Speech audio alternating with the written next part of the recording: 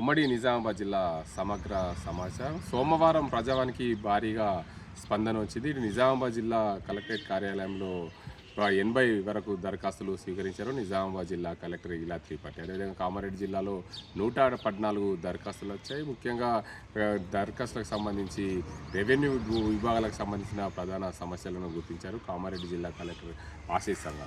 దొంగలు కొత్త పంతాన్ని ఎంచుకున్నారు. ఆర్మూర్ పట్టణంలోని పెర్కిడ్ గ్రామంలో చంద్రశేఖర్ జ్యోతిల ఇంట్లో దీపికల ఇంట్లో దొంగలు పడ్డారు. పెళ్లి పత్రికలు తీసుకొచ్చి ఆ కొత్త పంతాన్ని ఎంచుకొని నెత్తిపై కొట్టడంతో స్పృహ కోల్పోయింది. 35 గ్రాముల బంగారాన్ని ఎత్తుకెళ్లారు దుండగులు.